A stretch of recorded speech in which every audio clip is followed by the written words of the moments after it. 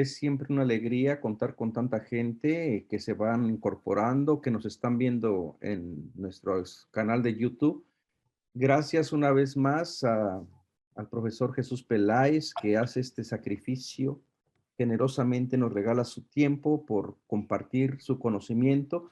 Y yo sé que estas clases van a estar muy interesantes y nos vamos a entrar ya de plano al texto bíblico. Así que Jesús, bienvenido, muchas gracias por tu generosidad. Y bueno, aquí estamos aprendiendo a los pies del maestro.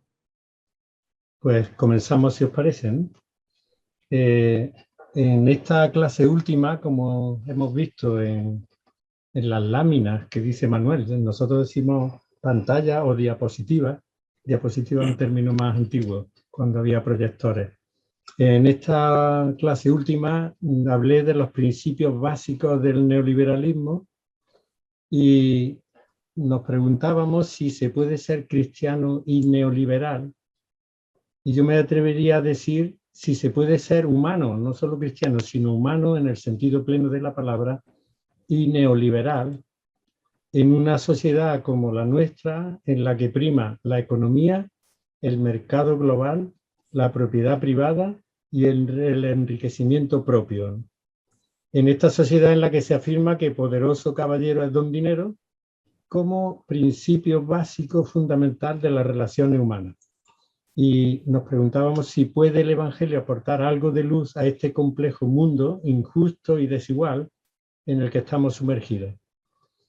Por eso, entrando ya de lleno en materia y situándonos en tiempos de Jesús, comencé a hablar de las dos caras del dinero. Bueno, primero hice una pequeña introducción de cómo en todas partes y en todos los tiempos se cuecen habas, que decimos nosotros, porque también en tiempos de Jesús había una tremenda desigualdad. La cúspide de la población era que arriba de la pirámide había unos pocos ricos, apenas había en el centro de la pirámide, que lo ocupa hoy la clase media, apenas había gente, eran un poco los artesanos, los que vivían del turismo y del templo de Jerusalén, y en la base estaba la inmensa mayoría que podríamos considerar como pobres de solemnidad. Esa era la pirámide. La diferencia de aquel tiempo al nuestro es que la base, la parte central de la pirámide se ha rellenado de una clase media, alta y baja que da estabilidad a los gobiernos. Allí donde no existe esta clase media, pues realmente los gobiernos se convierten en totalmente ingobernables, ¿no? Por eso ya nos situamos en tiempos de Jesús para decir que aquel mundo a pequeña escala era como el nuestro a gran escala. Y veíamos las dos caras del dinero. Bueno, planteé cómo el dinero tiene dos caras, una amable y otra mala y temible. El dinero no se debe demonizar, no es malo. El dinero es necesario para vivir, aunque lo que no es bueno es que debamos vivir para el dinero. Y lo que sí iba quedando claro, cómo Jesús no era ajeno a ese mundo del mercado, hoy decimos de los mercados, ¿no? A ese mundo en el que todo se compra o se vende, y cómo los evangelios aluden con más frecuencia de lo que creemos a operaciones de compra y venta, aunque curiosamente Jesús personalmente prefiere dar a comprar, ¿no? Y así entramos ya en la clase de hoy. En la escena del reparto de panes, he oído hace unos días una charla de Francisco, del Papa, que hablaba bien, hablaba del reparto de panes. Decía, y esto es algo claro, que ya no es necesario multiplicar los panes, o sea que ya la técnica y la tecnología han hecho posible que haya panes para todo el mundo, que ahora lo que hace falta es distribuirlos, ¿no? Bien, pues en la escena del reparto de panes, donde no aparece, que mal llamada multiplicación de los panes, porque esta palabra no aparece por ningún sitio, ante la multitud hambrienta ordena Jesús a sus discípulos, dadle vosotros de comer, dar. Pero los discípulos, que entienden solo de comprar y no de dar o compartir, preguntan, ¿vamos a comprar panes por 200 denarios de plata para darles de comer? 200 denarios podría ser aproximadamente 200 salarios. Bien, los discípulos tratan, ni siquiera lo intentan, porque consideran que es un hecho imposible, una hipótesis imposible, pero lo que preguntan es, ¿vamos a comprar? No preguntan cómo puede ser que se les dé de comer a esa multitud sin comprar. Hay otra escena en la que Jesús aconseja vender y dar. Es el caso del joven rico, ¿no? Lo voy a leer porque este caso no se ha entendido muy bien. En esto se le acercó uno y le preguntó: Maestro, ¿qué tengo que hacer de bueno para conseguir, dice en las traducciones, la vida eterna? Bueno, es la verdadera vida o la vida definitiva. Jesús le contestó: ¿Por qué me preguntas por lo bueno? El bueno es uno solo, y si quieres entrar en la vida, guarda los mandamientos. Y él les preguntó: ¿cuáles? Jesús le contestó: no matarás, no cometerás adulterio, no robarás, no darás falso testimonio, sustenta a tu padre y a tu madre, y ama a tu prójimo como a ti mismo. El jovencito le dijo: todo eso lo he cumplido, ¿qué me falta? Y Jesús declaró: si quieres ser un hombre logrado, en griego la Biblia dice perfecto, ¿no? Pero no se trata de perfección. Si quieres ser una persona madura, un hombre logrado, acabado, completo, vete a vender lo que tienes y dáselo a los pobres, que tendrás en Dios tu riqueza. Y anda, sígueme a mí.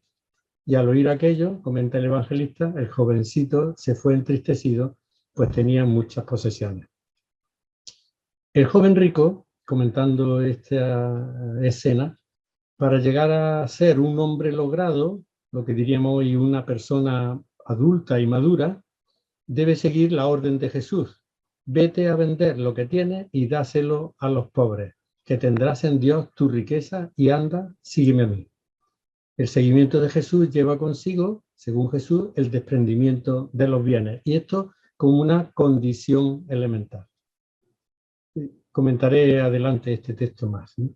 Otro tanto aconseja Jesús a sus discípulos: vended vuestros bienes. Veis que estamos viendo los sitios donde aparece en el Evangelio la palabra vender o comprar, ¿no? Vended vuestros bienes y dadlos en limosna. Haceos bolsas que no se estropeen, una riqueza inagotable en el cielo, a donde no se acercan los ladrones ni echa a perder la polilla, porque donde tengáis vuestra riqueza tendréis el corazón. Este texto está tomado como gran parte de los textos que voy a leer del Evangelio de Lucas, ¿no? En todo caso, lo que está claro es que Jesús dice que el corazón hay que tenerlo puesto en el cielo. Bueno, como Mateo era judío, cuando dice cielo es sinónimo de Dios, o sea, utiliza la palabra cielo para no usar el nombre de Dios en vano. Todavía hoy los judíos, cuando pronuncian el nombre de Dios, dicen Baruch atá, bendito sea, por si lo han manchado de algo. Bien, el corazón hay que tenerlo puesto en el cielo, lo que es igual en Dios, el único de quien depende la vida, y no en los bienes que dan una falsa seguridad. Por eso dice Jesús: ¿no se venden un par de gorriones por unos cuartos? Y sin embargo, ni uno solo caerá al suelo sin que lo sepa vuestro Padre. Pues de vosotros hasta los pelos de la cabeza están contados. Con que no tengáis miedo, que vosotros valéis más que todos los gorriones juntos.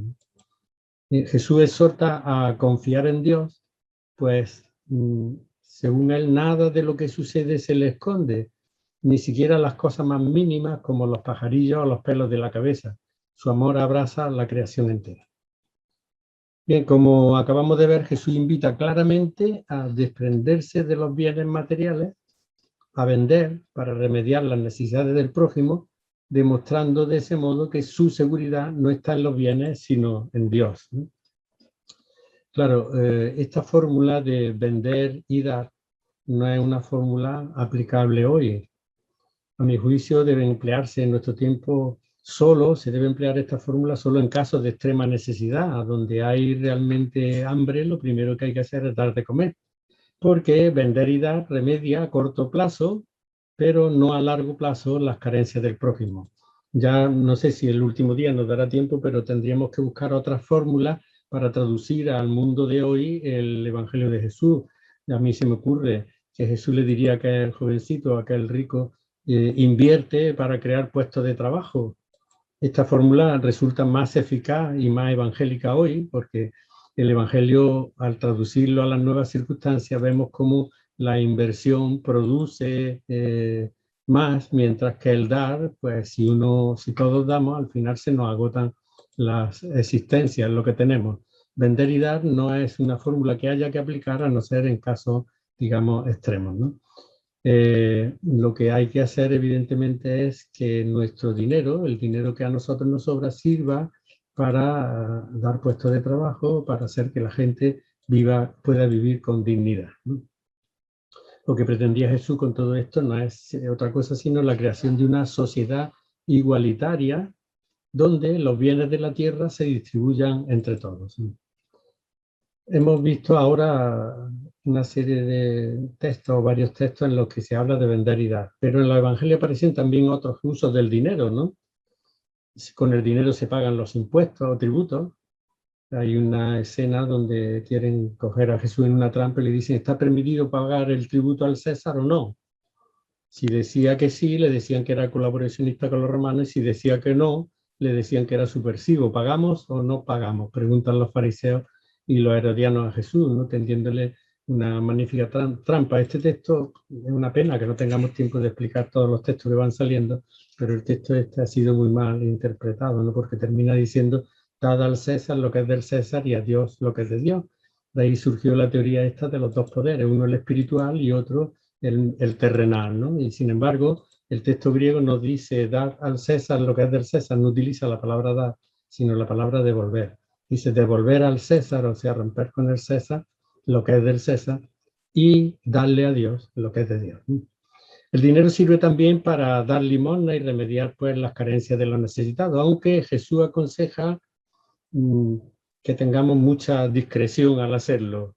Él dice en el Evangelio de Mateo, capítulo 6, versículo 3-4, dice, cuando des limosna, no lo anuncie a toque de trompeta, ¿no? Que no se entere en otro sitio la mano izquierda de la mano derecha de lo que hace la izquierda. Al revés, en la mano izquierda lo que hace la derecha. En la escena de la unción de Jesús en Betania, al ver cómo la mujer quebró el frasco de ungüento y cómo lo fue derramando en la cabeza de Jesús, algunos comentaban indignados, ¿para qué se ha malgastado así el perfume? Podía haberse vendido ese perfume por más de 300 denarios de plata y habérselo dado a los pobres. ¿Veis? Son operaciones que aparecen en los evangelios de vender y dar, ¿no? Bien, también este texto se ha introducido, se ha entendido mal porque hay una frase en la que Jesús dice a los pobres los tendréis siempre con vosotros, pero a mí no, ¿no? Paso, por tanto, la interpretación del texto para otro curso que dice Manuel que vamos a tener que dar o para otra ocasión. Con dinero, en concreto con un denario, se pagan los jornales. En la parábola de los jornaleros enviados a la viña, el dueño en esa parábola sorprendentemente paga a todos por igual, tanto a los que habían trabajado desde el comienzo del día como a los que llegaron a los últimos. El dueño no hace ninguna injusticia porque a los primeros le paga lo que había contratado con ellos y a los segundos le paga lo que creía que era necesario para poder vivir. O sea, según la parábola, todos tienen derecho a lo que hoy llamaríamos un mínimo vital, un denario, que era con lo que una familia podía vivir al día, un día, ¿no? Escribí hace poco un artículo en la revista también claretiana, Argumenta Bíblica Teológica, que se llamaba Una parábola para tiempos de coronavirus, los jornaleros de la viña. Como veréis, esto de coronavirus lo he tomado un poco como manía, ¿no? Con el dinero también se negocia en los evangelios, invirtiéndolo, al menos metiéndolo en el banco a interés. Y esto es precisamente lo que ni siquiera hizo el siervo de la parábola de los talentos, que había recibido de su amo un solo talento y a quien el amo le reprocha empleo malvado. Bueno, lo había metido debajo de una losa, no lo había hecho producir, y el amo le reprocha y le dice, empleado malvado y holgazán.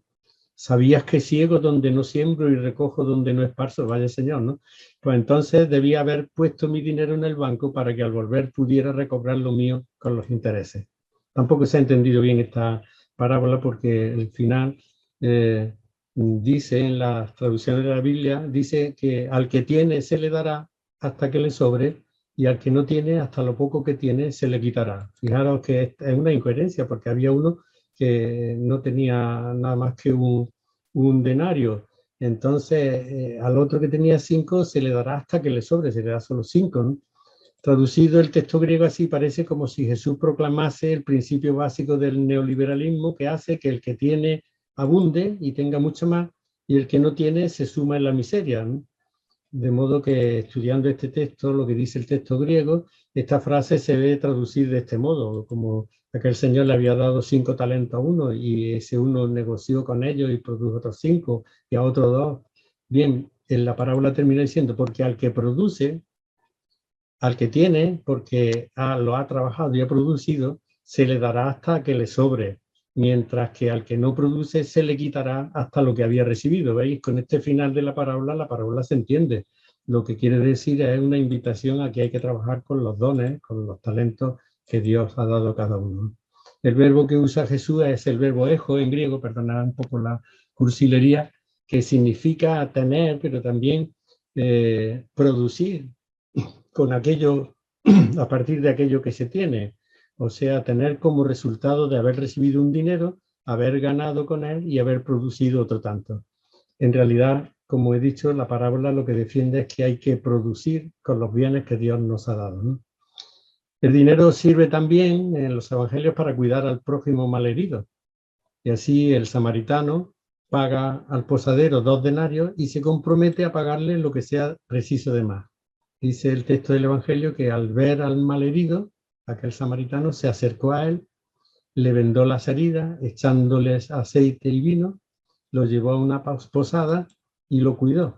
Y al día siguiente sacó 2 denarios de plata y dándoselo al posadero le dijo, cuida de él y lo que gaste de más te lo pagaré a la vuelta, ¿no?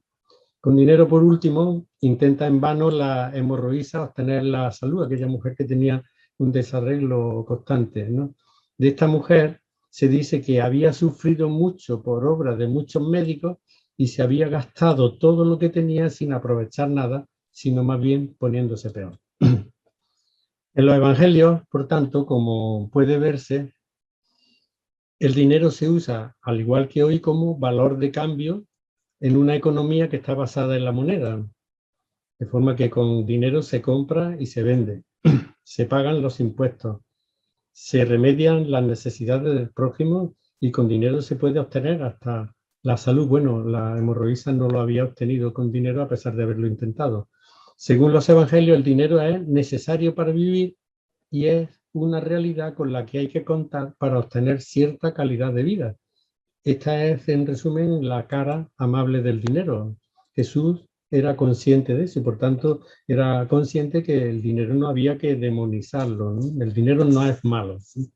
El dinero sirve para vivir, sirve para comprar, sirve para vender, sirve para dar, sirve para prestar, sirve para muchas cosas que hacen posible la vida y las relaciones humanas.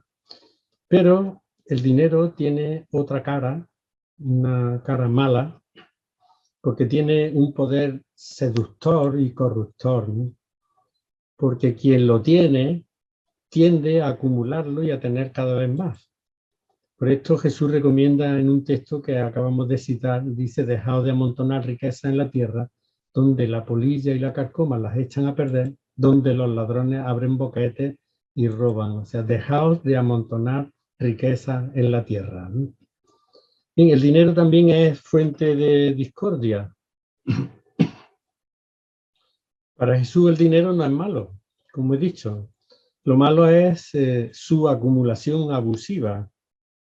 Lo perverso no es el dinero, es la avaricia y el ansia de tener que lleva a acaparar en manos de unos pocos lo que es de todos. Esto es lo que tiene, lo que llamo yo el poder corruptor del dinero. Que el dinero, cuando entra en el corazón de alguien, tiende a eliminar todo lo que no sea el propio yo del que lo tiene. En el Evangelio vemos cómo por dinero o por los bienes materiales pleitean los hermanos. Hoy voy a leer muchísimos textos del Evangelio y cuando he vuelto a leer esta charla esta tarde para ver lo que había escrito, me he dado cuenta que es abrumadora la presencia del dinero en los Evangelios, como lo es en la vida nuestra, ¿eh? O sea que no ha cambiado demasiado esto, ¿no? Por dinero pleitean los hermanos. Hay aquella escena en la que uno dice, maestro, dile a mi hermano que reparta conmigo la herencia. Le contestó Jesús, hombre, ¿quién me ha nombrado juez o árbitro entre vosotros?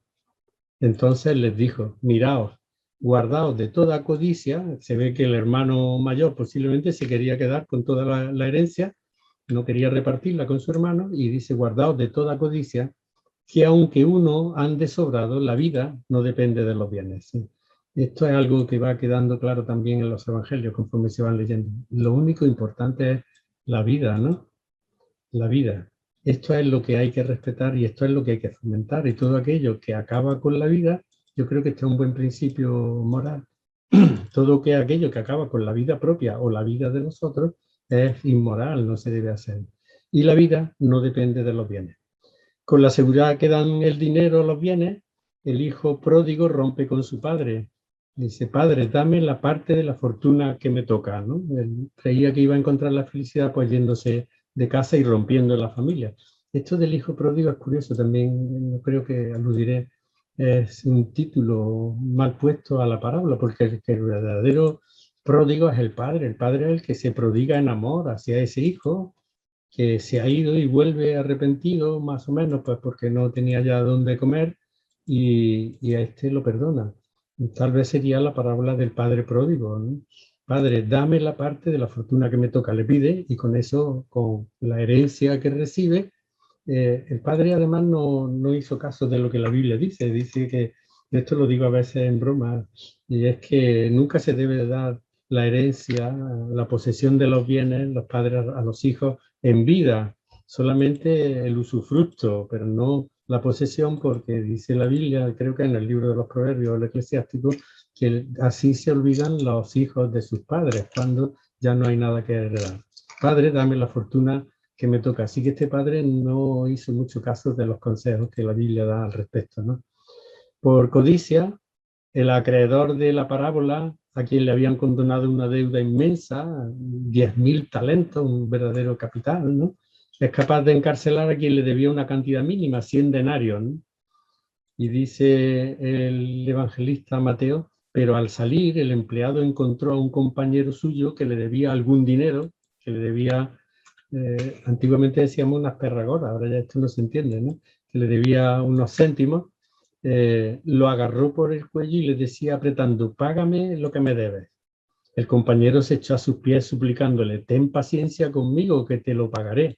Pero él no quiso, sino que fue y lo metió en la cárcel hasta que pagara lo que debía. Fijaros que a él le habían perdonado una cantidad inmensa y sin embargo este no había aprendido la lección de aquel señor, sino que exige que le paguen una cantidad mínima a un deudor, ¿no? Por afán de dinero también se extorsiona a la gente. Y esto es lo que reconoce Zaqueo cuando se encuentra con Jesús, que su propósito es que dice, la mitad de mis bienes, tampoco obedece Zaqueo a la Biblia, porque la Biblia estaba mandando una cuarta parte, ¿no? Él se vuelve generoso y dice, la mitad de mis bienes, Señor, se la doy a los pobres, y por si acaso dice, y si alguien he extorsionado dinero, se lo restituiré 4 veces, ¿no? Está en el Evangelio de Lucas. El ansia de dinero además lleva a robar, y así se dice de Judas que era un ladrón y como tenía la bolsa, se ve que era el administrador del grupo, se llevaba lo que echaban. Judas mismo traiciona a Jesús por dinero y está dispuesto a entregarlo a muerte, ¿no? Dice el Evangelio de Marcos que Judas Iscariote, aquel que era uno de los 12, acudió a los sumos sacerdotes para entregárselo. Ellos, al oírlo, se alegraron y le prometieron darle dinero. Él andaba buscando cómo entregarlo y el momento oportuno, ¿no? Este texto, siempre lo he dicho, a Judas se suele hablar del beso de Judas, ¿no?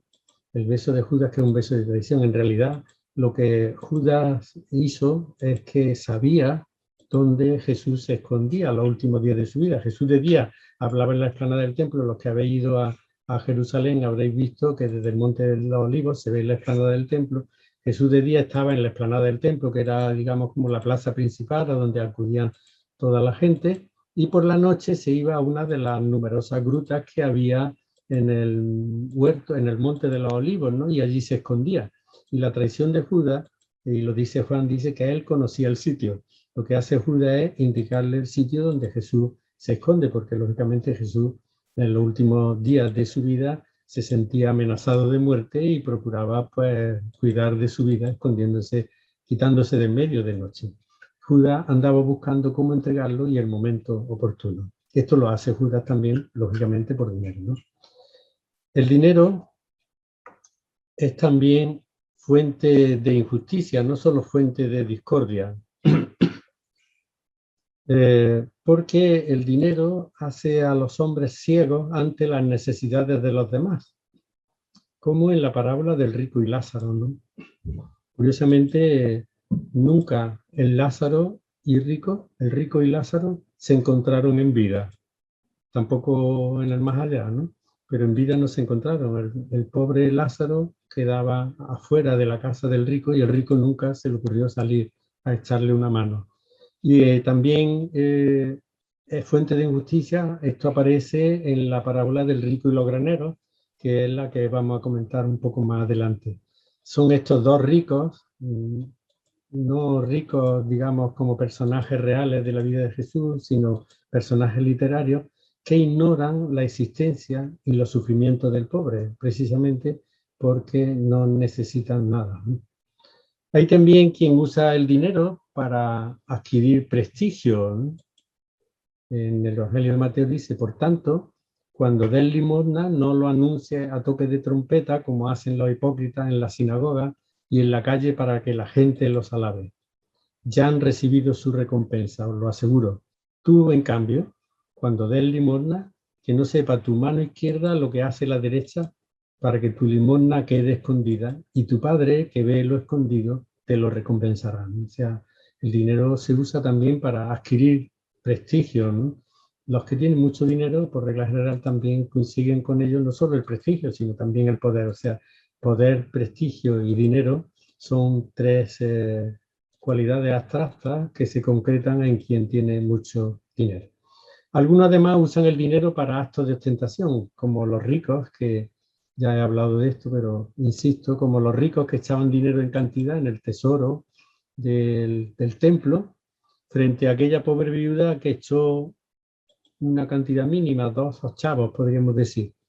Dice el evangelista que se sentó enfrente de la sala del tesoro y observaba cómo la multitud iba echando monedas en el tesoro.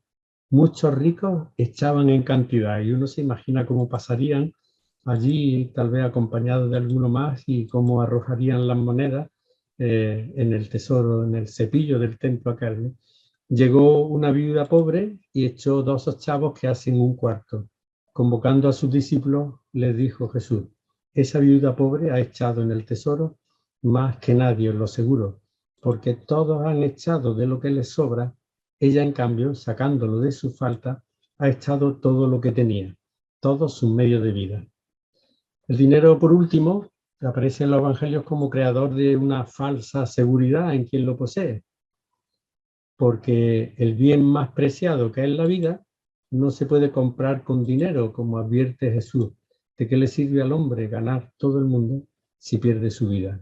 Quiere decir que si ponemos una balanza todo el mundo y en la otra, en otro platillo de la balanza, ponemos la vida, pues la balanza se inclinaría sobre la vida como lo que tiene más valor, más que todos los bienes del mundo. El dinero que sirve para obtener calidad de vida, si se acumula, termina con la vida misma, porque no se usa debidamente, y se convierte además en el valor supremo. Y cuando digo el valor supremo, se convierte en el verdadero Dios, en el verdadero competidor del Dios de Jesús. Ya dice Jesús, y lo repetiremos esta frase algunas veces durante esta charla, no podéis servir a Dios y al dinero. Jesús era consciente de que el otro Dios, el Dios que manda, es el Dios dinero. Yo recuerdo que cuando hace bastantes años tocó la lotería en mi barrio, y nunca he visto, fue en un supermercado y la gente compraba una papeleta o un boleto de lotería y nunca vi mayor alegría en el barrio. La gente iba por la calle, se abrazaban, saltaban de alegría. El dinero era el Dios al que había que darle culto, y con aquella golpe de la lotería se hizo visible, ¿no? Llenó de alegría al barrio entero, ¿no? Pues bien, el dinero se convierte con frecuencia en un Dios competidor del Dios de Jesús. Si hacemos una síntesis, cuando el dinero se convierte en Dios, se pone en peligro la convivencia humana. Lo hemos visto en todo lo que he leído. Se rompen las relaciones familiares, se olvida el perdón, se extorsiona, se roba, se traiciona y se llega hasta quitar la vida del otro si es necesario. Con el dinero se consigue el prestigio y el poder que hace sentirse diferente y superior a los demás. El ansia de dinero lleva a olvidarse del prójimo que sufre y nos hace sentirnos seguros de nosotros mismos, hasta el punto de creer que incluso la vida se puede asegurar con dinero, ¿no? El dinero es un Dios que exige pleitesía y adoración, que exige un culto. Y esta es, según los evangelios, la cara mala y seductora del dinero.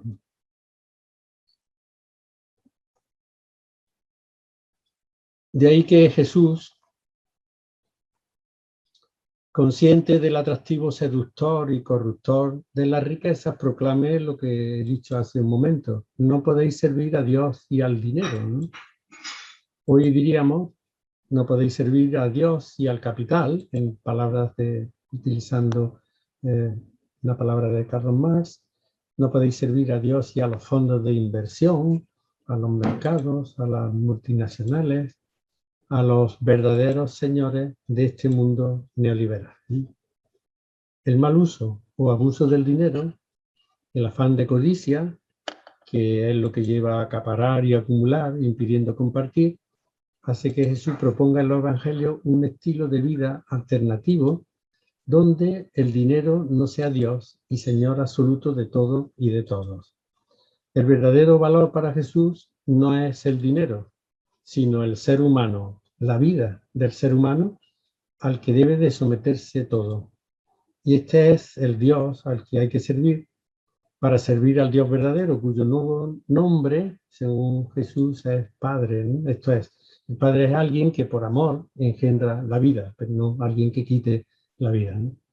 La alternativa de vida que propone Jesús, centrada en el ser y no en el tener, en los otros y no en uno, en la persona y no en los bienes, aparece clara en todo el Evangelio, pero se manifiesta en una parábola dirigida a todos, donde Dios, no Jesús, recrimina a un rico por su conducta, ¿no? Y se trata de, ¿veis cuántos textos, ¿no?, nos hablan del dinero, de lo que tiene de bueno el dinero, pero de lo que tiene también de malo el dinero? De lo que tiene de bueno el dinero porque hace posible la vida, y de lo que tiene de malo el dinero porque impide, en muchos casos, la vida de los demás, o porque desarrolla la vida de unos en contra de la vida y el sufrimiento y la carencia de otros, ¿no? Bien, la parábola es la parábola del rico y los graneros, ¿no? Al terminar esta parábola, Jesús da a sus discípulos consejos relativos a la riqueza y al abuso de los bienes, y formula aquello que se ha entendido tan mal de la divina providencia, ¿no? Como si Jesús nos invitase a rezar, que a no trabajar, y que Dios se cuidaría de nosotros, ¿no? Ya veremos cómo esto de la divina providencia hay que entenderla más en el sentido de humana providencia. Somos nosotros los que tenemos que ser providentes con los demás y ayudar a que los demás tengan vida, ¿no? Pero antes de entrar a comentar esta parábola, vamos a darnos un paseo por las parábolas del Evangelio, ¿no? Quiero decir una cosa, que es que, si os habéis dado cuenta, en los Evangelios y en el Nuevo Testamento, ningún discípulo de Jesús ni ningún apóstol utiliza el género literario de las parábolas. Las parábolas no es un género literario que inventase Jesús, ya existía en el judaísmo parábolas, ¿no? Lo que pasa es que los judíos utilizaban la parábola para sacar una conclusión de algo muy concreto, mientras que Jesús de las parábolas saca conclusiones muy generales, sobre todo acerca de qué es eso del reino de Dios. También, cuando decimos reino, quería hacer una aclaración, que nosotros tenemos una palabra, en griego hay una palabra que es la palabra reino, que se traduce por reino, reinado y realeza, ¿no? ¿Veis? Cuando nosotros decimos reino en el Nuevo Testamento, cuando lo vemos en las traducciones, una vez se refiere al reino. El reino es un espacio donde hay alguien que manda y que tiene unos súbditos, ¿no? El reinado es el tiempo o la duración de alguien que ejerce sobre unos súbditos el poder, y la realeza es la cualidad que tiene el rey, ¿no? De modo que reino, reinado y realeza son tres palabras que traducen solo una palabra griega, ¿no? Bien, se llaman las parábolas del reino, ¿no? Pero lo que nos enseñan en realidad es a ver cómo reina Dios en el mundo. No que no hablan tanto del más allá, del reino de los cielos que decimos, cuando del reino de los suelos, o sea, donde Dios reina, ¿no? Bien, antes de entrar a comentar esta parábola, como he dicho, nos vamos a dar un paseo por las parábolas del Evangelio, ¿no? Porque no es esta la única en la que el dinero o los bienes entran en juego, ¿no? Entre la lista de parábolas mayores que cuentan los evangelistas, bueno, antes no he dicho la palabra griega para indicar el reino es basileia, ¿no?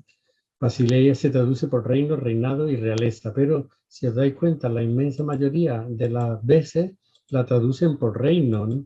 Y esto da lugar a muchas confusiones y malos entendidos en los textos del Evangelio. No es lo mismo el reino de alguien, que es un espacio geográfico donde el reino de España, donde tenemos, bueno, tenemos dos reyes, uno que no debíamos de tenerlo y otro que tenemos ahora, también bastante cuestionado, reino. Otra cosa es el reinado, que es el periodo de tiempo en el que reina alguien, y otra es la realeza, que es la cualidad que hace que una persona sea rey y pueda tener vasallos, ¿no?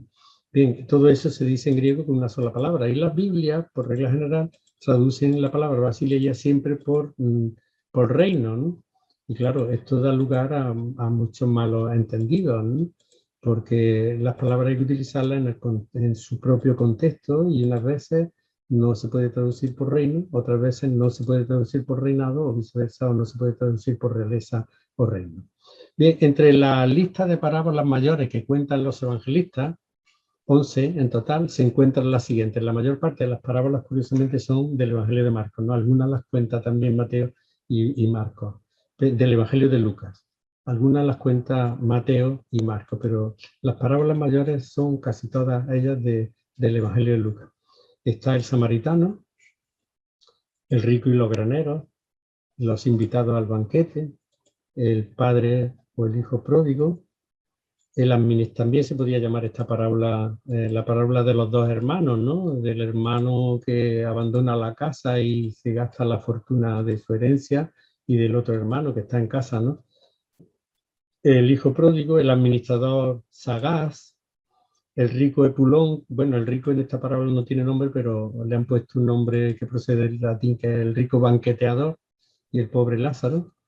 La parábola de los talentos, la de los viñadores homicidas, la del deudor no compasivo, la de los jornaleros invitados a la viña, y la de las 10 muchachas sensatas y las 10 necias. Estas son 11 parábolas mayores que hay en los evangelios, y que yo os recomendaría que cuando tengáis tiempo las leáis seguidas, ¿no? Una tras otra, ¿no? Porque llama la atención que en todas ellas el dinero, la riqueza o los bienes salen a colación, ¿no? He dicho antes que la mayoría de estas parábolas son exclusivas del evangelista Lucas, porque es un evangelista especialmente preocupado por la riqueza y la pobreza en su evangelio, ¿no? Es el único, además, que añade a la bienaventuranza de Mateo 4 ayes, 4 lamentaciones, 4 malaventuranzas, podríamos decir, la primera de las cuales va dedicada a los ricos. Esto no lo trae Mateo, lo trae Lucas. Ay de vosotros los ricos, los que ahora estáis repletos, porque vais a pasar hambre. Las otras dos, hay de los que ahora reís, porque vais a lamentar y a llorar. Ahí si los hombres hablan bien de vosotros, pues lo mismo hacían sus padres con los falsos profetas. Es la primera malaventuranza, es exclusiva. Estas tres son de los exclusivas de Lucas, pero es la primera en la que Lucas ha puesto, la primera que ha puesto de relieve ha sido la de ay de vosotros los que ahora estáis repletos, los ricos, porque vais a pasar hambre. De los ricos, porque ya habéis recibido vuestro consuelo, ¿no? Bien, vamos a verlo, ¿no? En la Es que es un dato curioso que, no sé, yo observé leyendo las parábolas cómo Jesús tiene los pies tan bien puestos en el suelo y conoce cuáles son las aspiraciones de la gente, que siempre cuando quiere hablar del reino de los cielos, del reinado de Dios, de cómo Dios reina en la humanidad, no del más allá, pues se fija bien en cómo funcionan las cosas en lo que podríamos llamar el reino de los suelos, ¿no? El reino de los cielos y el reino de los suelos, ¿no? En la del samaritano, vamos a ver por tanto cómo el dinero de una forma o los bienes aparece en todas las parábolas. En la del samaritano, da 2 denarios de plata al posadero y se compromete a pagarle a la vuelta lo que gaste de más por los servicios prestados por el posadero al malherido. Dinero, 2 denarios. En la del rico y los graneros, que vamos a explicar luego más detenidamente, las tierras de dice, dieron una cosecha de tal calibre, aquí tenemos los bienes, que le llevó a tomar la decisión de destruir los viejos graneros para construir otros de nueva planta y almacenar para él todo su grano y sus provisiones. En la de los invitados al banquete, los primeros invitados, curiosamente, rechazan la invitación, fijaros, se lo impiden sus bienes o sus propiedades. Ya sea, uno dice que he comprado un campo y tengo que ir a verlo, otro que he comprado 5 yuntas de bueyes que tengo que ir a probarlo, y el otro haberse casado. Esto es. Entonces el casarse era gozar de una mujer que era propiedad por aquellos tiempos del marido, ¿no? En esta parábola de los invitados al banquete, los bienes son la yunta de bueyes, la compra del campo por la mujer, como posesión del marido. En la del hijo pródigo, reclama a su padre la parte de la herencia que le corresponde y lo deja para irse a un país lejano. ¿Veis? Los bienes, el dinero, la herencia, ¿no? En la del administrador, cuando se entera, supongo que conocéis, porque estas son muy conocidas ya por la lectura, sobre todo los que estáis más familiarizados con la lectura del Nuevo Testamento o con la asistencia a la iglesia, ¿no? Supongo que conocéis, por eso no me estoy deteniendo a leer estas parábolas, sí que conocéis bien el texto, ¿no? Por lo menos suena, ¿no?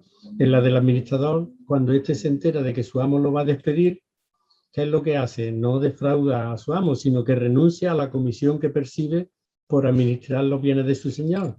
Y renunciando a la comisión, pues lo que quiere hacer es garantizarse un puesto de trabajo o ser acogido en casas de los acreedores el día en que lo despidan. Este administrador no es un administrador infiel, no es que engañase a su amo, no. Es que él renuncia a la comisión que le corresponde por administrar los bienes de su amo, y renuncia para ganarse el futuro. Si alguna vez me van a echar del trabajo, voy a perder el puesto de trabajo, pues iré a los que le he hecho bien para que me acojan en su casa. En la del rico y Lázaro se habla de un hombre extremadamente rico y de un pobre de solemnidad. Yo nunca he entendido esto de pobre de solemnidad, porque los de pobre no tienen nada de solemne, ¿no? Pero bueno, se llama así, un pobre de solemnidad que no llega a poder comer ni siquiera las migajas que caen de la mesa del rico. ¿Veis? Todas las parábolas giran en torno al dinero o los bienes. En la de los talentos, aquí tenemos ya la moneda. El Señor recrimina al empleado que había recibido solo un talento por no haberlo llevado ni siquiera al banco para que produjese intereses. En la de los viñadores homicidas, pues lo que sucede es que aquellos deciden matar al heredero para quedarse con la viña, ¿no? Veis la viña, el campo, los bueyes, los talentos, el denario. En la del deudor no compasivo, el rey condona la deuda inmensa, que eran 10.000 talentos, yo no sé hoy cuánto sería esto en euros, de uno de sus empleados, pero no es capaz de perdonar a un compañero suyo que le debía un poco, 100 denarios, ¿no? 100 salarios, pongamos por ejemplo. En la de los jornaleros invitados a la viña, los primeros contratados protestan porque han recibido el mismo salario, un denario, que los últimos. Y finalmente, de las 10 muchachas sensatas y necias, aquellas, en lugar de dar de su aceite, que es su bien particular, recomiendan a las necias que vayan a la tienda a comprarlo, ¿no? No sea que no hubiese bastante para todos y llegase cuando estuviesen y no llegasen a tiempo cuando viniese el Señor para la boda, ¿no? Bien, es apabullante. Uno dice, es curioso, ¿no? Cómo Jesús parte siempre para hablar del reino de Dios, de aquello que más se aprecia en esta tierra, que es de lo que sus destinatarios, sus oyentes aprecian, que es el dinero, los bienes materiales, la herencia, todo lo que hemos visto, ¿no? El dinero y los bienes son algo que preocupa tanto a la gente que, como he dicho, cuando Jesús en su parábola quiere hablar de la naturaleza del reino de Dios, del reino de los cielos, no hace otra cosa sino partir de esa realidad y contar con ella, de lo que reina entre los seres de este mundo, que es el dinero o los bienes. Jesús hace esto porque sabía que el gran rival de Dios era, y sigue siendo, y creo que ha sido siempre a lo largo de la historia, el dinero, que es necesario, como hemos dicho, porque tiene una cara buena, como no, para vivir, ¿no? Pero con una capacidad de perversión y seducción del corazón humano que llega hasta el punto de cautivarlo como si se tratase de un dios. Y además el dinero pide sumisión, veneración, adoración y culto. Por eso Jesús dice, ningún criado puede estar al servicio de dos amos, porque o aborrecerá a uno y querrá al otro, o bien se apagará a uno y despreciará al otro. No podéis servir a Dios y al dinero. Es tan apabullante y tan claro en los textos de los evangelios que uno no se explica cómo a lo largo de la historia, pues en el cristianismo se ha querido conciliar bien el Dios y el dinero, ¿no? Y como los ricos, ahora ya no tanto, pero antes por lo menos, tenían hasta un lugar especial en las iglesias. Yo recuerdo que en mi pueblo había una especie de, cuando yo era niño, una especie de reclinatorios que estaban reservados para las señoras ricas que iban a rezar, ¿no? Y eran bien consideradas, ¿no? Y el pueblo, el cura de mi pueblo llevaba muchos muchachos al seminario, pero lo llevaba gracias a los donativos que le daban los ricos, ¿no? Durante mucho tiempo se ha tratado de conciliar Dios y el dinero, que son totalmente irreconciliables. Ningún criado puede estar al servicio de dos amos, dice Jesús, ¿no? Bueno, hoy día hay mucha gente que tiene dos empleos y está al servicio de dos amos, ¿no? Pero Jesús habla de dos amos que son incompatibles entre sí, porque dice que o aborrecerá a uno y querrá al otro, o bien se apegará a uno y despreciará al otro. No podéis servir a Dios y al dinero. Que claro, ¿no? Está clarísimo, ¿no? Otra cosa es que lo hagamos, ¿no? Pero yo creo que hay una cosa que tendríamos que hacer de la lectura del Evangelio, que es sacar una conclusión, decir, muy bien, esto lo dice Jesús, está absolutamente claro, pero yo no lo hago o no lo puedo hacer o no tengo fuerza, muy bien, pero no neguemos la teoría, no hagamos decirle al Evangelio blanco cuando es negro o negro cuando es blanco. Está tan absolutamente puesto, tan dogmáticamente, si se puede decir, no me gusta esa palabra aplicada a Jesús, no podéis servir a Dios y al dinero, ¿no? Pues bien, esto ha sido un repaso, ¿no? Por las parábolas, ¿no? Las parábolas del reino, ¿no? Además, hemos de contar con un dato, que es que en las parábolas de los evangelios encontramos el mensaje más auténtico de Jesús, ¿no? Precisamente por eso, porque hoy estamos convencidos de que este género literario, que se llamaba parábola, ¿no? Que parábola viene de parabarlo, que es poner una cosa al lado de otro, comparar una cosa con otra, fue utilizado solamente por Jesús, por ninguno de sus seguidores, ¿no?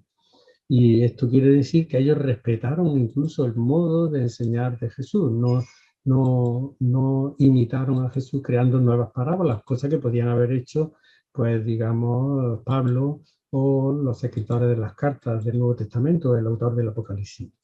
Pues bien, de entre todas las parábolas en las que el dinero o los bienes materiales entran de algún modo en juego, yo voy a comentar una, la del rico y los graneros, porque creo que me parece que ilustra de modo gráfico la actitud que la gente y los discípulos deben tener, según los seguidores de Jesús, ¿no? Ante el dinero. La imagen de este rico necio de la parábola, así lo titulan con un título bastante bien puesto, pues representan, encarnan los postulados de la sociedad neoliberal. Es este rico el que encarna estos postulados que habíamos anunciado en la clase anterior.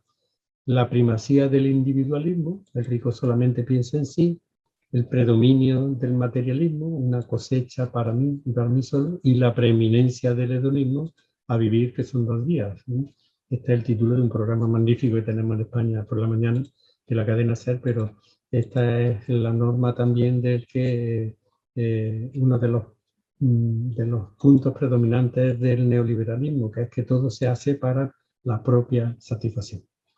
Estos dos postulados o contravalores de la sociedad neoliberal van directamente contra el núcleo del mensaje cristiano, que da prioridad a lo comunitario frente a lo individual, el nosotros al yo, que pone al ser humano en el centro en lugar de al dinero, ¿no? Materialismo, ¿no? Y el ser humano o el dinero, y que propone como meta el amor y el servicio al otro hasta dar la vida en lugar de la búsqueda del propio hedonismo, de la propia satisfacción o el propio placer, ¿no? Tal vez al final de la parábola podríamos volver a leer esta síntesis, porque en el rico de la parábola está representado con antelación 2000 y pico años antes nuestra sociedad neoliberal. Aquí a pequeña escala y nosotros la sufrimos a gran escala. El texto de la parábola, y es interesante situar las parábolas siempre en su contexto, ¿no? El texto está insertado dentro de un contexto más amplio, o sea, la parábola comienza con una introducción a la que sigue el texto de la parábola. La parábola siempre tiene un elemento de sorpresa, ¿no? De modo que cuando uno espera que el rico pues se dé la buena vida y viva y cante aquello de vivieron felices y comieron perdices y colorín colorado, que este cuento se ha acabado, interviene Dios, ¿no? Es lo que se llama la ruptura de la continuidad, pero bueno, estos son términos técnicos que no es necesario decir. A la introducción pues sigue el texto de la parábola, que es bastante sorprendente, tiene ese factor sorpresivo que tienen todas las parábolas, y continúa o termina con una locución de Jesús a sus discípulos, que sirve de conclusión, ¿no? Yo estos días estoy leyendo textos del Nuevo Testamento, pero estoy utilizando la traducción que no sé si conoceréis del Nuevo Testamento de Juan Mateos, ¿no? Me parece a mí, bueno, Juan Mateos fue, podríamos decir que fue mi maestro, aunque a él no le gustaba que le llamasen maestro, ¿no? Pero bueno, mi profesor, aquel de quien aprendí pues gran parte de lo que sé, ¿no? Bien, esta traducción no es una traducción libre, es una traducción que refleja muy bien en castellano lo que el texto griego dice, ¿no? Es, a mi juicio, la mejor traducción que se ha hecho del Nuevo Testamento al castellano hasta ahora. Esta traducción se hizo en el año 1975, pero nosotros publicamos una puesta al día, al menos de varios evangelios de esta traducción, en el año 2000. De forma que yo sigo esta traducción que supongo que algunas veces pues no sonará, ¿no? Porque estamos acostumbrados a la fórmula fija de lo que las traducciones dicen. Hay una versión para Hispanoamérica editada en México que la hizo la editorial Dabar, ¿no? De México, ¿no? Y bueno, si entráis en la página web de esta editorial, ahí encontraréis esta traducción, que es la que yo uso habitualmente y la que recomiendo, ¿no? Bien, pues vamos a comenzar con la introducción de la parábola. Uno de la multitud le pidió: Maestro, dile a mi hermano que reparta conmigo la herencia. Este es el contexto en el que se va a narrar la parábola. Le contestó Jesús: Hombre, ¿quién me ha nombrado juez o árbitro entre vosotros? Entonces les dijo: Mirad, guardaos de toda codicia, que aunque uno ande sobrado, la vida no depende de los bienes, ¿no? Qué interesante, ¿no? La conclusión de Jesús: la vida no depende de los bienes. El mayor bien no es nuestro, se nos da y lo podemos perder por mucho dinero que tengamos. Después viene la parábola propiamente dicha, que va dirigida a la gente, la voy a leer, ¿no? Y les propuso una parábola. Las tierras de un hombre rico dieron una gran cosecha. Él se puso a echar cálculos. ¿Qué hago? No tengo dónde almacenarla. Entonces se dijo: voy a hacer lo siguiente: derribaré mis graneros, construiré otros más grandes y almacenaré allí todo mi grano y mis provisiones. Luego podré decirme: amigo, tienes muchas provisiones en reserva para muchos años. Descansa, come, bebe y date a la buena vida. Pero Dios le dijo, insensato, esta misma noche te van a reclamar la vida. Lo que tienes preparado, ¿para quién va a ser? Y concluye la parábola, eso le pasa al que amontona riqueza para sí y no es rico para con Dios. Ahí termina la parábola, pero a continuación hay una locución muy aclaratoria de Jesús que va en línea con la parábola. Dice, esta locución va dirigida a los discípulos.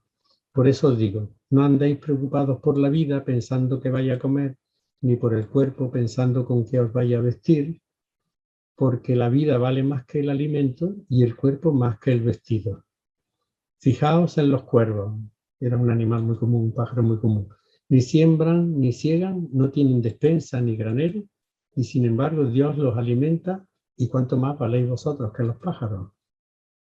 ¿Y a quién de vosotros, a fuerza de preocuparse, podrá añadir una hora sola al tiempo de su vida?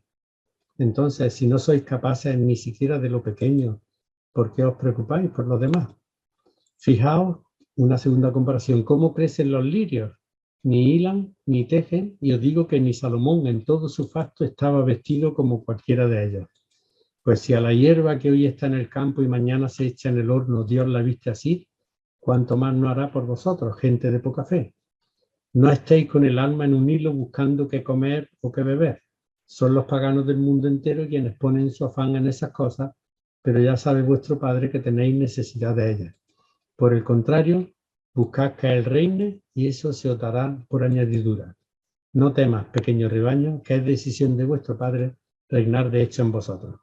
Vended vuestros bienes y dadlos en limosna, haceos bolsas que no se estropeen, una riqueza inagotable en el cielo, a donde no se acercan los ladrones ni echa a perder la polilla, porque donde tengáis vuestra riqueza tendréis el corazón. Y termina esta locución de Jesús diciendo que estén alerta, tened el delantal puesto y encendidos los candiles, pareceos a los que aguardan a que su Señor vuelva de la boda, para cuando llegue abrirle en cuanto llame. Dichosos esos siervos si el Señor al llegar los encuentra despiertos. Os aseguro que Él se pondrá el delantal, los hará recostarse y les irá sirviendo uno a uno. Si llega entrada la noche o incluso de madrugada y los encuentra así, dichosos ellos. Esto ya lo comprendéis, que si el dueño de la casa supiera a qué hora va a llegar el ladrón, no le dejaría abrir un boquete en su casa. ¿Estás también vosotros preparados? Pues cuando menos lo penséis, llegará el Hijo del Hombre. Este es el texto de la parábola leído en su contexto, ¿no? Con esa introducción, con ese conflicto o litigio entre hermanos y con esas amonestaciones que hace Jesús a sus discípulos. Ahora voy a pasar, comentaremos parte de la parábola, no nos va a dar tiempo a toda ella, pero haremos lo que dé tiempo, ¿no?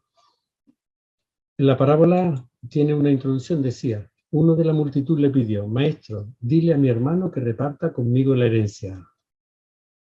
Bueno, pues Jesús parte de una escena que podía ser bastante frecuente, ¿no? El hijo mayor era el hijo siempre más favorecido, ¿no? Y ahora el hijo, suponemos mayor, pues no quiere repartir la herencia con su hermano, quiere quedarse con la herencia del otro.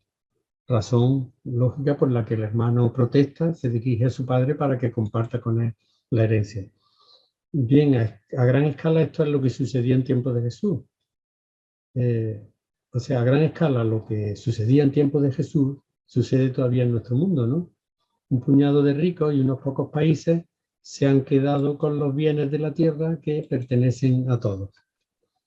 El motor de la acción del hermano, al igual que el de los ricos, el de los países ricos, es la codicia o el apego al dinero, que los lleva a cometer la injusticia de no querer compartir la herencia común. O sea, todos estos bienes de la tierra que son de todos, no querer compartir con los demás. A la demanda del hermano de convertir a Jesús en juez o árbitro entre ambos, Jesús elude intervenir. Dice, hombre, ¿quién me ha nombrado juez o árbitro entre vosotros? ¿No? Pero hace una observación, mirad, guardaos de toda codicia, que aunque uno ande sobrado, la vida no depende de los bienes. Estas palabras de Jesús se dirigen a la multitud, ¿no? Y con ella establece un principio general que no conviene olvidar y que ya venimos diciendo a lo largo de esta clase de hoy. La vida, que es don de Dios, es el valor supremo. La economía, el mercado, el capital, el dinero, los bienes, las bolsas, todo debería estar al servicio de la vida. La seguridad, por tanto, no hay que ponerla, hay que ponerla en el Dios de la vida y no en los bienes. ¿Qué pasa? Pues que la codicia pone en peligro la vida del hermano al privarlo de lo que le pertenece en justicia. Pero el hermano de la parábola valora más los bienes que la vida de su hermano y quiere garantizarse para sí una larga y feliz vida, iluso a él, ¿no? Porque la vida no depende de él, quedándose con lo que no le pertenece y dejando sin recursos a su hermano, ¿no? Por si este principio general no quedase claro, Jesús propone a continuación a la multitud la parábola. Todo esto va dirigido a la multitud, no es para gente que sea perfecta, no es que la gente caiga en la cuenta que lo más importante no son los bienes, que lo más importante es la vida. Por tanto, el mensaje este es válido para todos, no solo para los discípulos, es universal, ¿no? Yo creo que vale, evidentemente, cuando digo universal me refiero a todos los seres humanos, sean creyentes o no creyentes de la religión que fuese, o sean ateos o sean escépticos, ¿no? La parábola se abre con una frase que dice, las tierras de un hombre rico, ¿no? Bueno, de este rico no sabemos su nombre, ¿no?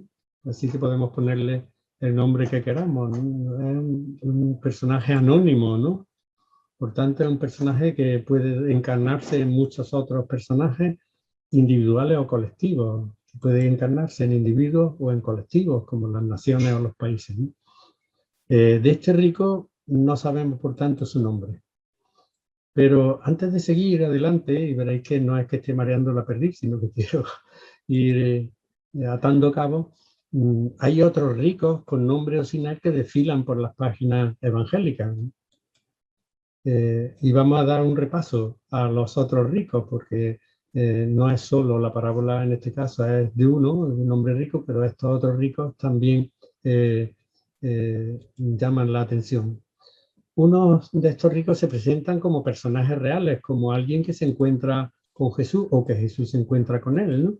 Otros aparecen como personajes de ficción en las parábolas, ¿no? Y vamos a verlos, los otros ricos. Por el Evangelio tenemos noticias de un rico. Esta parábola nos la cuentan los tres evangelistas. Según Lucas, Marcos y Mateo, que es joven, según Mateo, y que es magistrado de profesión, rabino, según Lucas. Este rico, que no teniendo bastante con tener asegurada la vida presente con sus muchas posesiones, quiso garantizarse también la vida futura, la vida definitiva. O sea, tenía ya en sus manos el presente y quería también el futuro. Y se llegó a Jesús para preguntarle, Maestro, ¿qué tengo que hacer de bueno para conseguir, dicen las traducciones, la vida eterna? ¿Qué tengo que hacer de bueno para conseguir vida definitiva? ¿O qué tengo que hacer de bueno para aprender a vivir, aunque no piense en el más allá? Llama la atención la preocupación total de este rico.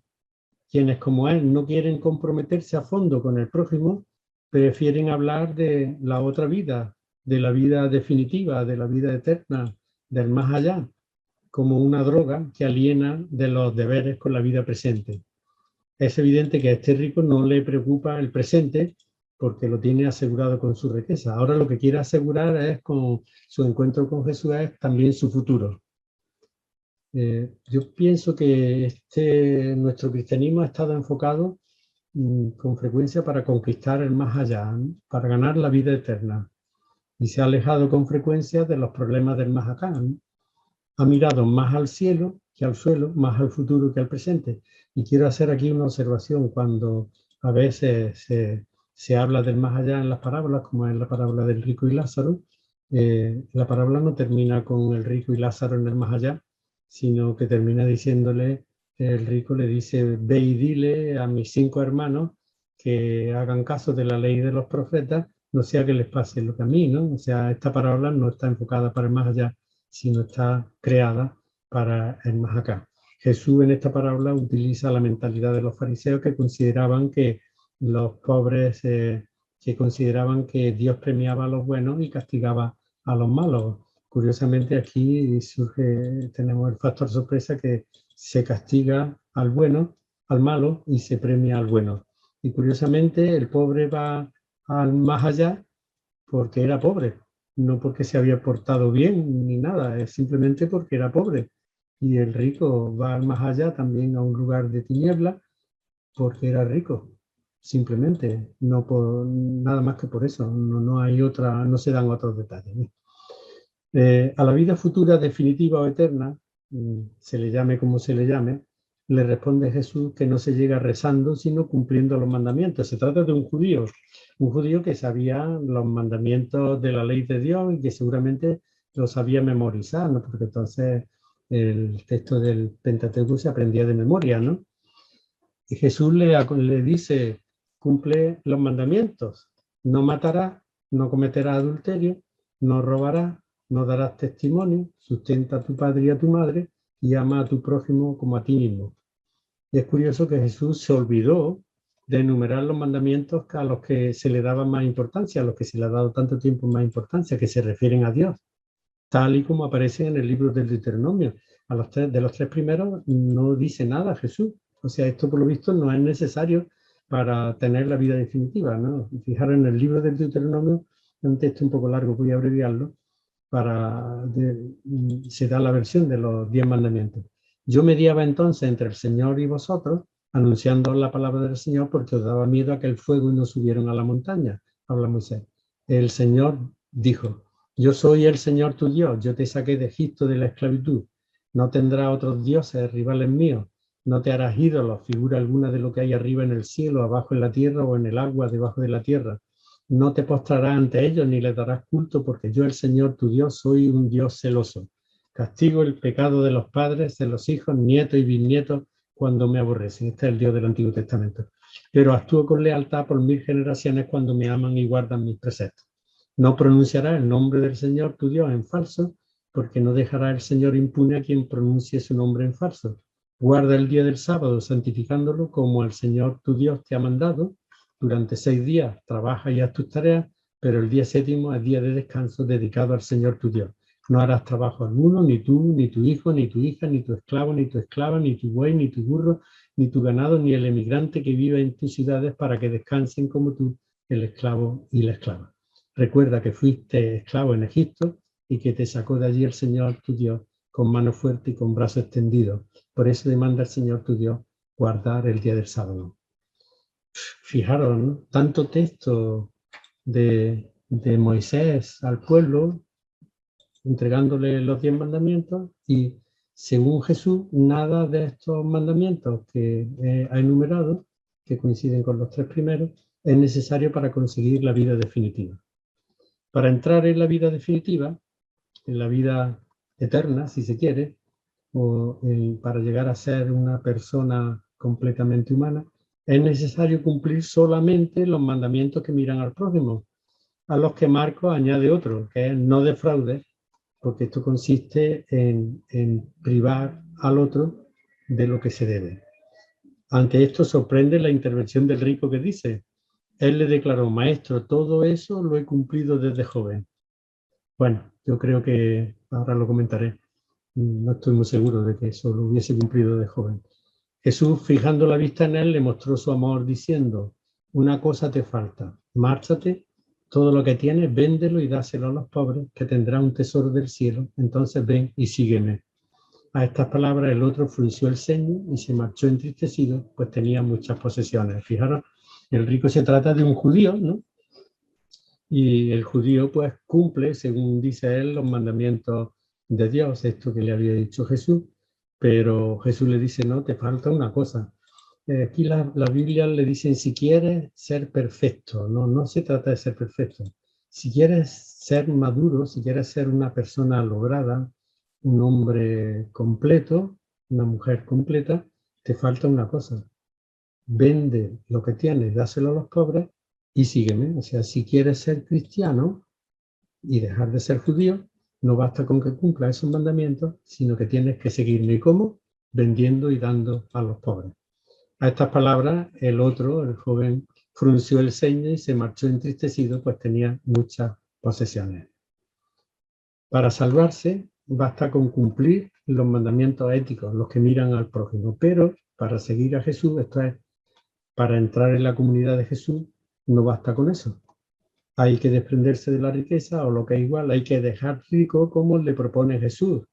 Si quieres ser un hombre, si quieres ser perfecto, no. Si quieres ser un hombre logrado, ve a vender lo que tiene y sígueme. En resumen, para seguir a Jesús y pertenecer a su comunidad, hay que remediar las carencias del prójimo, sacándolo de la pobreza, y eso se hace renunciando a la riqueza. Yo dudo que aquel rico fuese sincero con Jesús, porque vivía en un país donde había tanta pobreza y parece que no había utilizado su riqueza para remediarla porque seguía siendo rico, ¿no? Pero Jesús tampoco se lo echa en cara, no se pone a discutirle si lo ha cumplido o no. Al oír aquello, dice el Evangelio que el jovencito, lo pone así en diminutivo, se fue entristecido, pues tenía muchas posesiones. Conclusión: para ir al cielo o para ir al más allá o tener la vida definitiva, no hace falta nada más que cumplir los mandamientos. Pero para ser cristiano, el joven rico tiene que dejar lo que tiene que vender y dar, ¿no? Jesús, evidentemente, dirigiéndose a sus discípulos, les dice: os aseguro con dificultad que con dificultad va a entrar un rico en el reino de Dios, o sea, en la comunidad cristiana, allí donde Dios reina. Lo repito, más fácil es que entre un camello, ya decíamos el otro día, el animal mayor, por el ojo de una aguja, el agujero menor, que no que entre un rico en el reino de Dios. Claro, ante esto no voy a seguir leyendo porque sigue la escena. Entonces Pedro le dice, ¿y quién podrá salvarse? Dicen las Biblias, ¿no? Pedro lo que le dice, el verbo sozo en griego significa salvarse, pero también salvarse de un peligro, de la muerte, del hambre, de lo que sea, ¿no?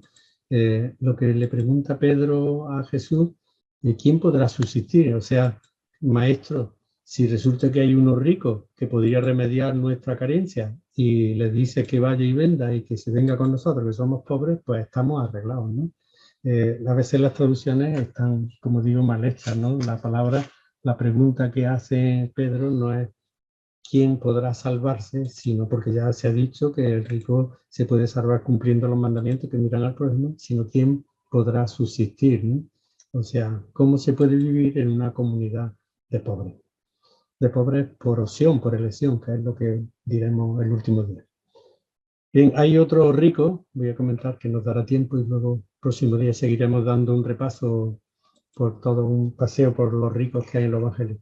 Hay otro rico en los evangelios que adopta un talante totalmente saqueo, totalmente opuesto, ¿no? Y este es Saqueo, que era jefe de recaudadores. Este Saqueo trataba de distinguir quién era Jesús, pero la gente se lo impedía porque era bajo de estatura, ¿no? Bueno, el texto este lo podemos interpretar bajo físicamente, o más bien que como rico Saqueo no tiene la talla adecuada para ver a Jesús, ¿no? Le impide su riqueza ver a Jesús. Y cuando Jesús lo ve, porque lo llama y se encuentra con él, entonces se produce el inicio de su conversión, de su cambio de vida. Dice, la mitad de mis bienes se los doy a los pobres, y si a alguien he extorsionado dinero, bueno, esta era una tarea cotidiana en las aduanas de entonces, que las aduanas se contrataban por un dinero y luego el aduanero pues cobraba los impuestos que le parecía o lo que creía que podía o tenía que cobrar, casi siempre excesivos, ¿no? Bien, Señor, se la doy, si la mitad de mis bienes, dice, Señor, se la doy a los pobres, y si a alguien he extorsionado dinero, se lo restituiré 4 veces. Bueno, este rico cumple con creces la exigencia de justicia de Juan Bautista para con quienes se le acercan, porque Juan Bautista lo que invita es a compartir, que tenga una túnica, que le dé 2 túnicas, que le dé una al que no tiene, no exigir más de lo establecido, no extorsionar. Pero Jesús exige más, hay que estar dispuesto a darlo todo. Tal vez por esto, bueno, este rico también hace más de lo que estaba mandado, ¿no? Porque estaba mandado dar una 1/4 parte, si había extorsionado, y sin embargo el rico da la mitad de sus bienes y luego la cuarta parte si había extorsionado a alguien. 4 veces si había extorsionado a alguien, ¿no? Bien, voy a seguir un momentito con otro rico que nos da todo tiempo antes de que iniciemos el diálogo. Hay un tercer rico que aparece en los evangelios, que es José de Arimatea, del que dice Mateo que caída la tarde llegó un hombre rico de Arimatea, de nombre José, que también había sido discípulo de Jesús. Fue a ver a Pilato para pedirle el cuerpo y Pilato mandó que se lo entregaran. El evangelista Mateo crea una tensión en el texto porque José de Arimatea es un hombre rico y por otra parte se había hecho discípulo de Jesús, o lo había sido, porque no se sabe lo que la palabra griega quiere decir. Maseteuse es que se había hecho discípulo de Jesús o que había sido discípulo de Jesús, ¿no? Es una expresión extraña y ambigua, ¿no? Que significa las dos cosas. Sin embargo, José de Arimatea sigue siendo rico cuando va a pedir el cuerpo de Jesús y no parece haber puesto en práctica la doctrina de Jesús sobre la riqueza, desprendiéndose de ella. Podría compararse al hombre necio que escuchaba la palabra de Jesús, pero por no ajustar a ella su vida, edificó su casa sobre arena. Jesús, como vemos, no rehúye hablar con los ricos, pero no quiere cuentas con el dinero en cuanto acumulado o acaparado en manos de uno, con la codicia. Por eso no se deja fascinar por los ricos, que cuando dan, si es que lo hacen, dan de lo que les sobra, como aquellos ricos que echaban limosna en el tesoro del templo, ¿no? Jesús en aquel momento apreció más el donativo insignificante de la pobre viuda, que dio todo lo que tenía, mostrando que no tenía su confianza puesta en el dinero, sino en un Dios que, por cierto, no necesita dinero, sino la entrega total de la persona. Aunque no se trate de personas reales, sino de personajes literarios, hay 2 parábolas en las que aparecen también los ricos. Pero yo creo que aquí vamos a tener que dejarlo por hoy si queremos que haya un diálogo. ¿Os parece? Parece muy bien, Jesús. Yo creo que nos has dado, dicen acá, mucho pan para pensar, mucha comida para pensar. Y yo creo que es muy importante también que nos nutramos con las experiencias de la gente y estoy seguro que habrá muchas preguntas. Vamos a abrir nuestros micrófonos para la gente. Alcen su mano, por favor, virtual. Si gustan participar, sean directos, concretos, precisos, por favor, para que más gente participe.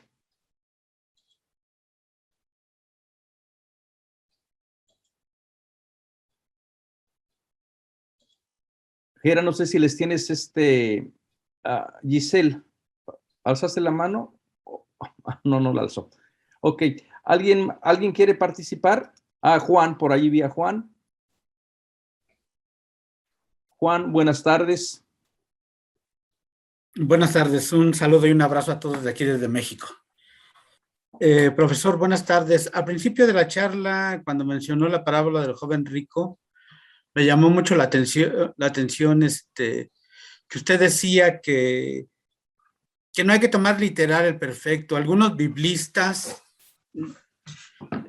citan que sí hay ese término, ¿no? Que lo está invitando Jesús al joven a una nueva escala. El judío se hablaba del término de perfección y no nada más a la madurez intelectual, ¿no? Esa sería una primera pregunta. Tengo otra, pero si gusta, respondemos para que me lo pueda.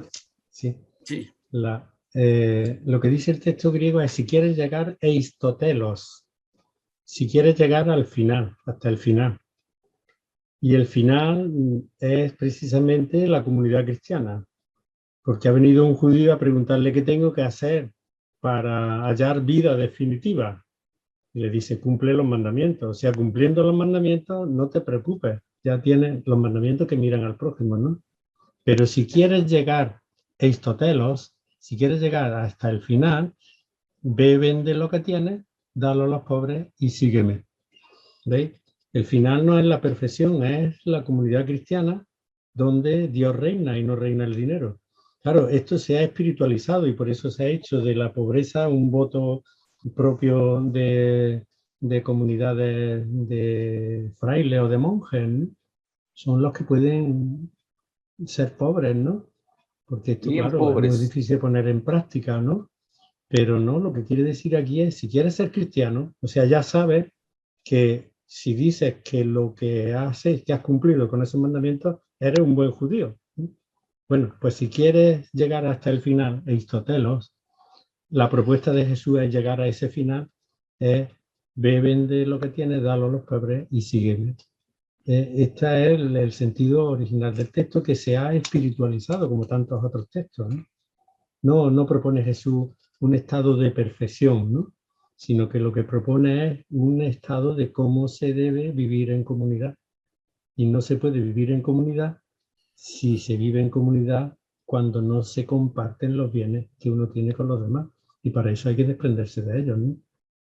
No sé, yo así al menos lo entiendo, no quiero ser categórico, pero me da la sensación de que aquí el planteamiento es en qué consiste ser judío y en qué consiste ser cristiano, ¿no? La verdadera diferencia es que el judío, pues, los bienes en el Antiguo Testamento están considerados un don de Dios grande, ¿no? De hecho, los saduceos no creían en el más allá, porque tenían el dinero y entonces no esperaban que hubiese un más allá, ¿no? No lo necesitaban, ¿no?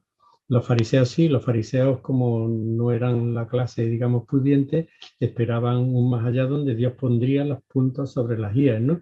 Pero Jesús quiere poner los puntos sobre las íes en el más acá, no en el más allá. Incluso en la parábola del rico y Lázaro, la solución no está, porque la situación del rico y de Lázaro en el más allá ya es inamovible, no se puede cambiar, ¿no?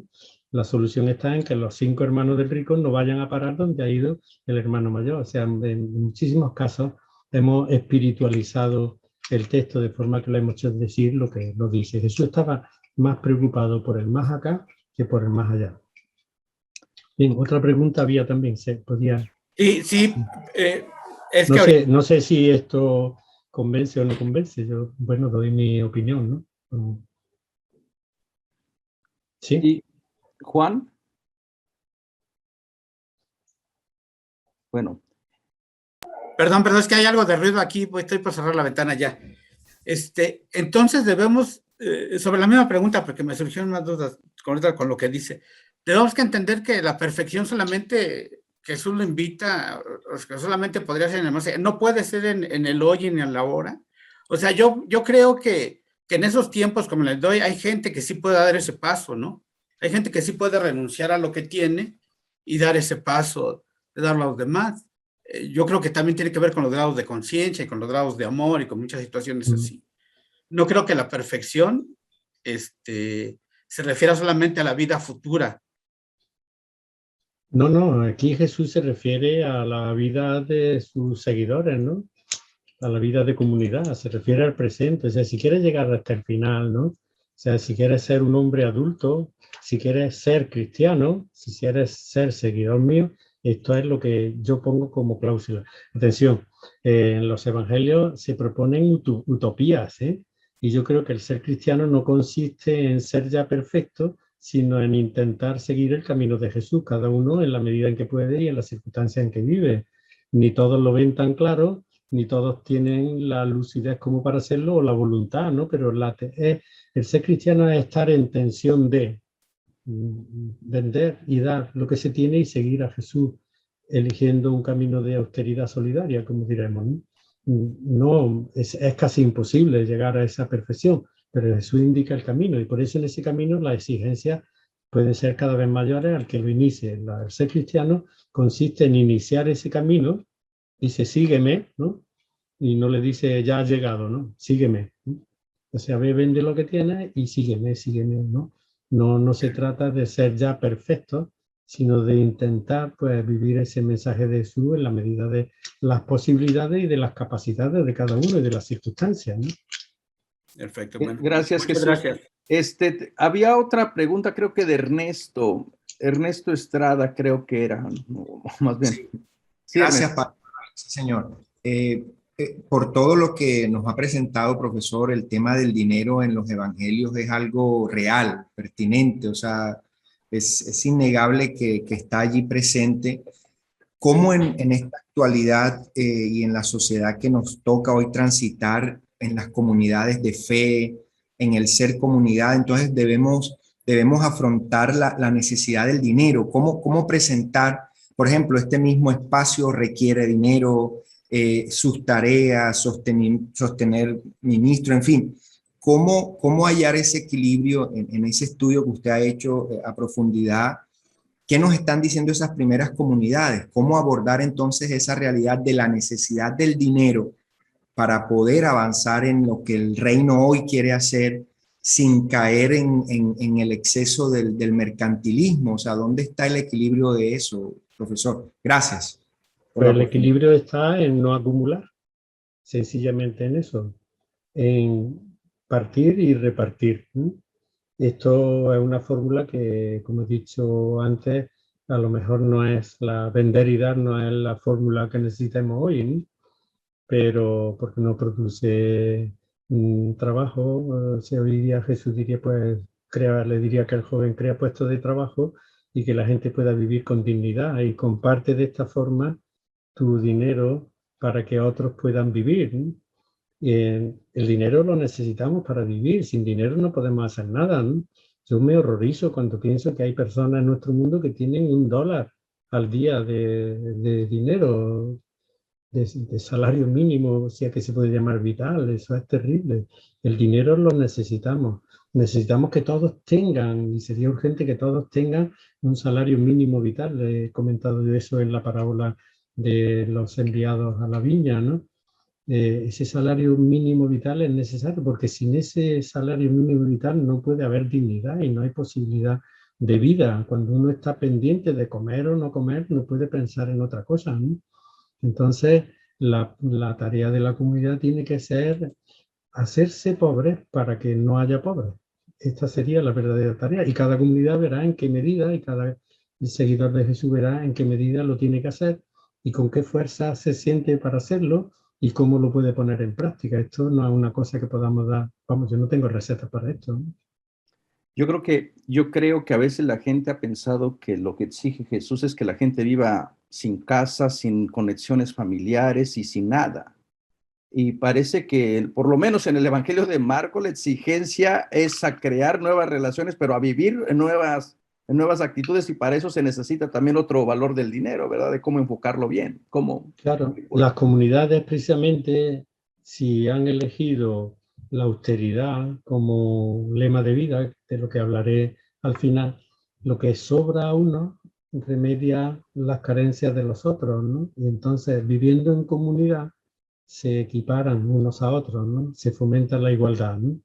Esto es lo importante. El rico se aleja de la comunidad, se aísla, ¿no? Vive para sí, ¿no? Y el seguidor de Jesús vive para el otro, y tanto su persona cuanto sus bienes tienen por destinatario el otro. En una comunidad en la que todos miran el bien del otro seguramente se remedia en todo caso, ¿no? Bueno, ya que abrí la boca para comentar eh, a- aunque tú afirmas, bueno, de la parábola del rico Epulón, a mí me parecen los personajes que en el fondo están dos corrientes de teología, ¿no? Lo diríamos ahora los que apoyan la teología de la prosperidad del más allá. Dios me bendijo porque soy bueno, porque cumplo la ley. Y que todo es un simbolismo, más bien que Lucas está tratando de enfatizar con la idea de los 5 hermanos, que el rico realmente sí conoce a Lázaro, está a la puerta, está allí, pero simplemente lo ignora. Y la idea de los 5 hermanos referidos a la ley, al Pentateuco, y cuando la exigencia lee no solamente eso, sino aquí sería cuestión también hermenéutico, acepta también a los profetas, a Moisés y a los profetas de los pobres, de los que no tienen, de los que están a la puerta y que a veces ignoran. No sé, me viene por allí la idea. Claudia, perdón, y luego Arturo, Rafael. Muchísimas gracias. Profesor Jesús, estoy un poquito confundida, tengo una duda. Cuando usted hablaba del reino de los cielos, ¿verdad? Es claro que Jesús tiene los pies bien puestos sobre la tierra. Y usted hablaba que tendría que decirse mejor el reino de los suelos, ¿verdad? En el aquí y en el ahora. Pero entonces, ¿cómo poder explicar esa dimensión escatológica que tiene el reino? ¿O solo nos quedamos con el aquí y el ahora? Bueno, yo no intento decir eso, que no existe un más allá. Lo que he dicho es que Jesús estaba más preocupado del más acá, del que tenía experiencia cotidiana, que del más allá, que no conocía, ¿no? De forma, el cristianismo es un sistema de vida que está abierto a la eternidad, al más allá, pero está muy centrado en el más acá, ¿no? Y lo que hay que remediar es el más acá de este mundo, en principio, como acceso a otra vida o a la resurrección, a lo que se quiera, ¿no? Pero es el más acá en el que Jesús pone realmente su insistencia. Las parábolas casi todas van a mirar más acá, ¿no? No miran al más allá. Y cuando aparece una parábola en la que aparece el más allá, es para invitar a los que viven aquí a cambiar su estilo de vida o su modo de ser, que es lo que pasa con la parábola que comentaré el próximo día del rico y Lázaro, ¿no? La parábola no es la parábola del rico Epulón y el pobre Lázaro. Habría que poner el título en la parábola de los 5 hermanos del rico, porque la situación del Lázaro y la situación del rico ya no tenía cambio, estaban ya en ese más allá en el que creían los fariseos, los saduceos no creían en el más allá, ¿no? La parábola dice, atención, hay 5 hermanos que tienen que poner en práctica la justicia y la ley de Moisés si no quieren venir a donde yo estoy, y que le avisen, ¿no? Que le hagan caso a lo que dice la Biblia, o sea, que cambien de vida. O sea, fijar hasta qué punto el título de una parábola puede confundir. La parábola no es la del rico Epulón y el pobre Lázaro. La parábola va dirigida a los 5 hermanos del rico, que no están en el más allá. Durante muchísimo tiempo, pues se ha pensado que Dios premia a los buenos y castiga a los malos. Pues no es verdad, porque la parábola del rico, el pobre va al más allá sin que haya tenido ningún mérito. Simplemente ha tenido la desgracia de ser pobre. Y el rico va al abismo aquel, pues, bueno, pues que ejercía de rico. Pero el pobre no llega al más allá porque se haya desprendido de los bienes y nada, simplemente era un pobre, y ese pobre, pues resulta que se invierte su suerte.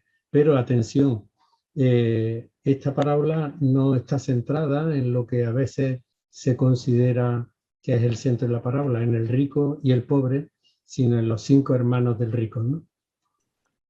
Muy bien. Sí. Muchísimas gracias, profesor. Arturo Rafael. Sí. El micrófono, Arturo. Señor Arturo, el micrófono.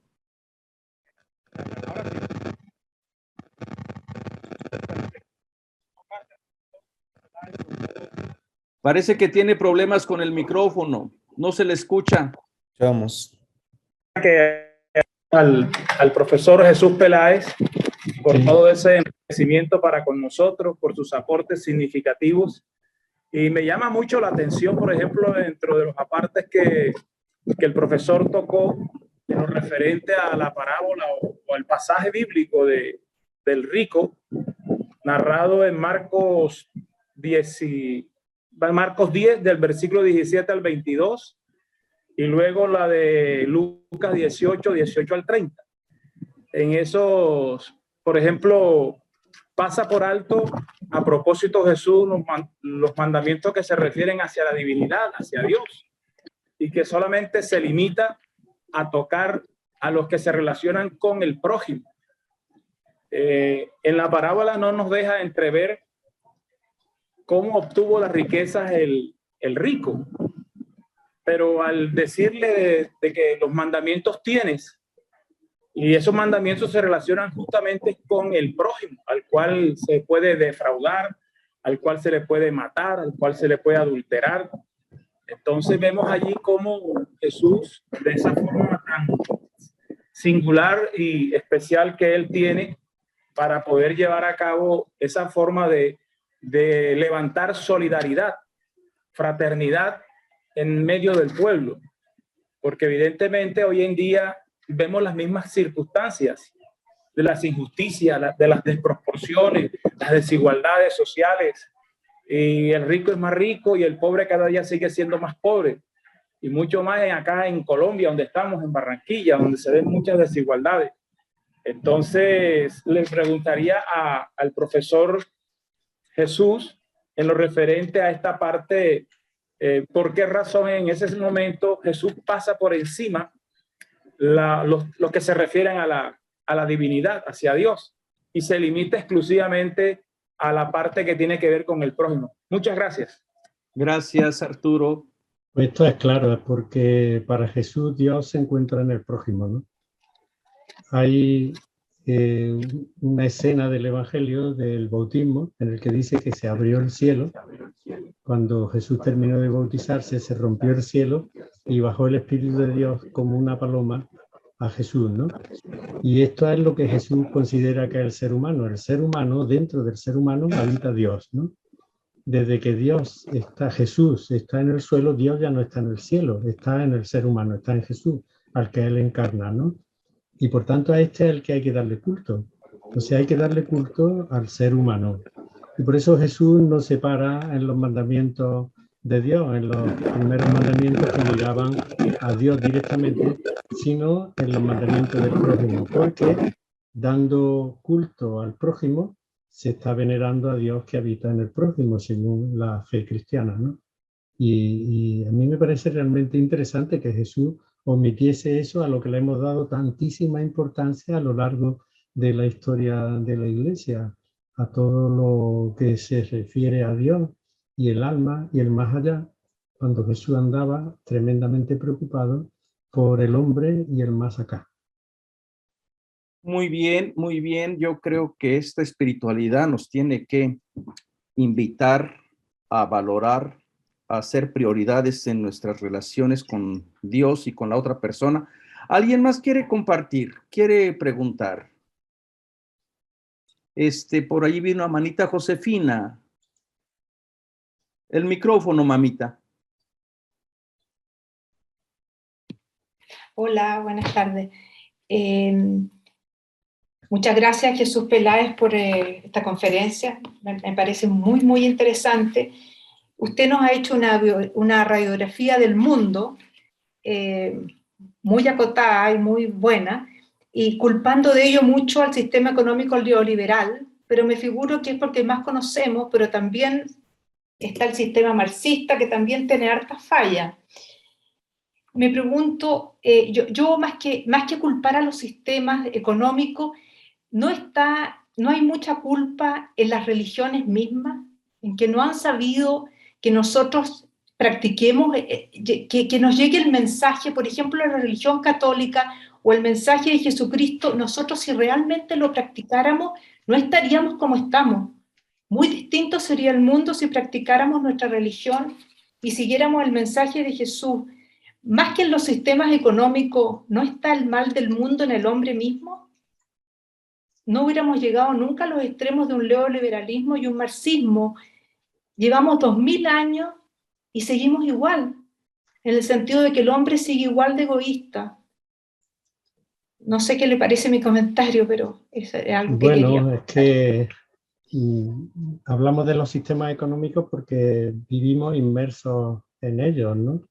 ¿Y estos sistemas económicos qué tienen de malo? Pues que no ponen a la persona en el centro de atención, que ponen al dinero en primer lugar y después la persona, ¿no? Entonces, un sistema marxista o socialista o comunista o neoliberal es bueno si el centro de atención está en la persona y su desarrollo. Y es malo si el centro de atención está en el capital y en el dinero. Y me da igual uno que otro. Claro, evidentemente, unos sistemas favorecen más el que se ponga a las personas en el centro de atención y se fomente la dignidad, y otros lo ponen menos, pero en realidad lo verdadero importante es, y lo que Jesús nos dice es que no es Dios el centro de atención, sino es que es el ser humano y la dignidad de la persona la que tiene que centrar toda nuestra atención en cualquiera de los sistemas, ¿no?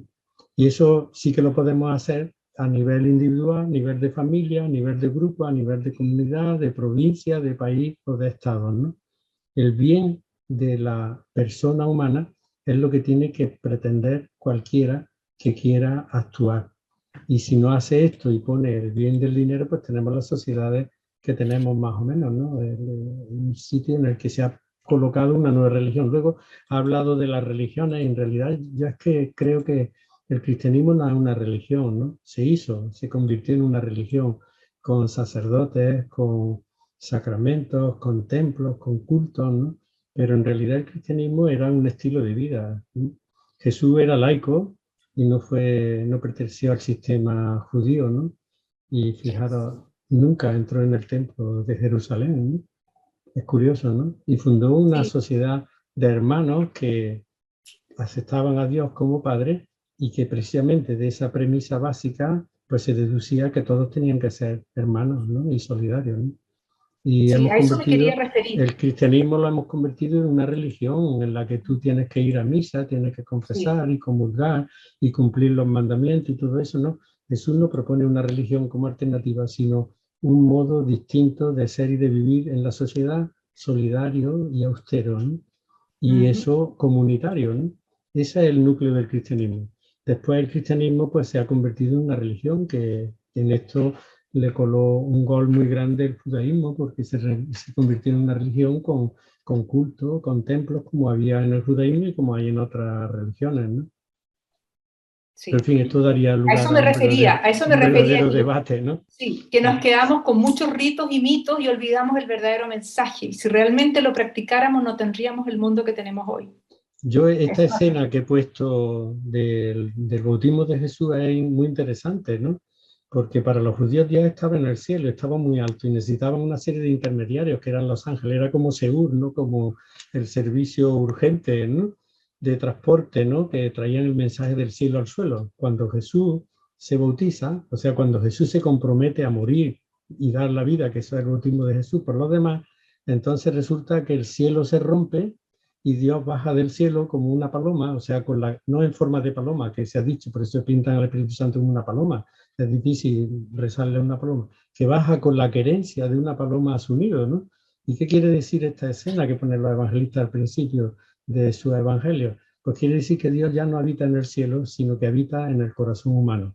Habita en Jesús como prototipo del ser humano, como el Hijo del Hombre, como el modelo de humanidad. Y todo el que quiera adorar a Dios, pues tendrá que adorar al ser humano. O sea, es en el ser humano donde se encuentra Dios. Este es el verdadero núcleo del cristianismo, ¿no? Lo demás es, pues, si ponemos a Dios en el templo, bueno, los judíos lo habían puesto más difícil todavía, porque a Dios no se le podía ver, lo tenían en un Santa Santorum, una especie de cuarto oscuro al que entraba una vez al año el sumo sacerdote, nada más. Es curioso que cuando Jesús muere en la cruz dice que se rompió el velo del templo, y eso no puede ser una cosa histórica, imaginaron, ¿no? Qué cosa, ¿no? Se rompió, Jesús muere en la cruz y se rompió el velo del templo. El velo del templo era lo que impedía que los sacerdotes y que el pueblo, en caso de poder entrar en el templo, pudiesen ver a Dios que estaba en aquel cuarto oscuro, ¿no? Lo que Jesús hace es, dice, el que me mira a mí está viendo a Dios. O sea, el que mira a una persona que ha sido capaz de dar la vida hasta morir, ¿sí? Ese está viendo a Dios, porque Dios está en él. De forma que ya no hace falta verlo, ¿no? Aquel velo que ponía la religión, que impedía que incluso los sacerdotes pudieran entrar a ver a Dios, que estaba... Isaías se reía porque decía que Dios cómo iba a estar encerrado en aquel cuarto, en el Santa Santorum, si nada más que el dobladillo de la túnica de Dios llenaba toda la tierra, ¿no? Bueno, pues el que ve a Jesús crucificado está ya viendo a Dios. ¿Qué quiere decir esto? Pues que el cristianismo gira en torno al ser humano y su dignidad, ¿no? Y es ahí donde hay que darle culto a Dios, ¿no? Vamos, yo así lo entiendo, ¿no? Muy bien, y yo creo que es ahí donde nos hemos a veces perdido, ¿verdad? Y yo creo que eso es lo que la señora Josefina tiene razón, como que no ha cambiado mucho. Pero tristemente, cuando uno quiere educar, cuando uno quiere enseñarles, volver al origen, a la espiritualidad del cristianismo primitivo, lo acusan de hereje, lo acusan de esto, lo bloquean, lo mandan acá y lo mandan allá. Porque es la misma gente que ya está como normada, ¿no? Y parece que en vez de decir efatá, ábrete, como que se cerró el cerebro, como que algo pasó. Por eso veréis una cosa que yo, mi mi idea es que en el siglo XXI tenemos que devolverle el Evangelio al pueblo. Claro, ahí está la clave. El Evangelio ha sido pasado por el tamiz de siglos de una iglesia que ha estado aconductada con los poderes terrenos, ¿no? Y esto impide, la iglesia en muchos casos ha impedido que se llegue al Evangelio, ¿no? Y además aún hemos confundido el Evangelio con la iglesia, o la iglesia con el Evangelio, ¿no? Y no. Yo creo que estamos ahora en el siglo XXI que tenemos que volver atrás para devolverle a la gente el significado originario de aquellas palabras de Jesús y que se puedan poner en práctica hoy. Hay que devolverle el Evangelio. Ese Evangelio pues se ha llenado a lo largo del tiempo con tanta ganga que ya no sabemos qué es el metal precioso y qué es lo que lo confunde, la ganga, ¿no? O sea, yo veréis que no tengo, a veces me acomplejo porque tengo amigos y compañeros que tienen unas teorías que son realmente maravillosas y unas formulaciones que digo que lo admiro, no tengo capacidad para crear esas cosas. Me gustan más bien explicar las cosas de modo sencillo y leerlas como creo que se han de interpretar sin crear grandes teorías. O sea, fijaros que con lo que estamos haciendo, leyendo de los textos de los evangelios, uno se hace clarísimamente idea de cuál era el mensaje de Jesús, que no giraba en torno al más allá, sino al más acá, no en torno a lo material, sino a Dios que está, eso sí, no en el cielo, allí en todo lo alto, donde no se puede llegar, sino que está en el vecino que tenemos al lado, ¿no? O en el prójimo, porque el prójimo en los evangelios no es aquel que está cerca de mí, sino aquel al que yo me acerco, ¿no? El prójimo puede estar, no sé, en Pakistán o en la India, mi prójimo, ¿no? Es aquel al que yo me acerco. Bueno, pues Bueno, la verdad, yo creo que todo esto nos va a ayudar a seguir madurando, a seguir reorientando nuestros valores, nuestra espiritualidad, a buscar a Dios en el prójimo, en la próxima, en la que está a un lado. Jorge Raña tiene una pregunta. Por favor, sea conciso, preciso, porque ya es la última que vamos a tomar.